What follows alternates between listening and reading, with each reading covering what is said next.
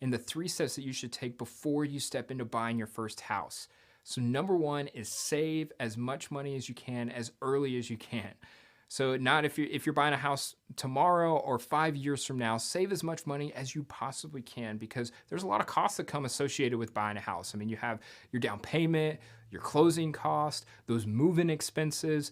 It's a lot of money, and I don't say that to scare you, but I say that hey, be prepared. Be prepared for those costs up front.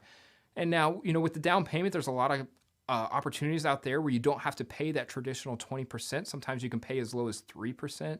There's first time home buyer programs that will help you get into a house with a lower down payment as well. So check those out. And then with the closing costs, that can be something that was worked out in the contract as well, where the seller might be paying some of those closing costs. But you want to save as much money as you possibly can. That way you're not met with any surprises down the road. And then lastly, those move-in expenses.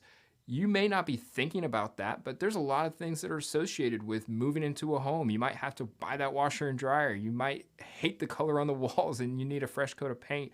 You might have to be putting a fence in for the dog in the backyard. That's something my wife and I had to do. So you want to make sure that you have as much money as possible so you can move in smooth and comfortably into that dream home of yours. So number one, save as much money as you can. Number two, make a budget and stick to it. I know it's hard. I hate making budgets, but sit down with your loved ones, come together, say, this is how much we can afford and we can't go a penny over.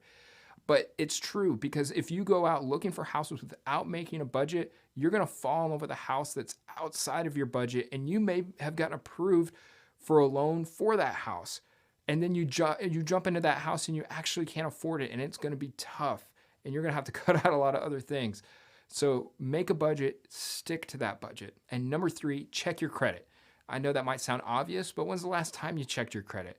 There's a lot of apps and maybe even your bank can help you check your credit score.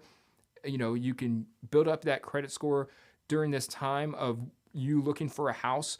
So make sure you check your credit and it's in the best place that it possibly can be. That way you get approved for the best loan that you possibly can as well. So my name's Seth Bagwell. Again, I would love to help you out with that home buying process. Feel free to shoot me a DM or check out my Facebook page. You can find my contact information there as well. And I'd love to talk with you about jumping into your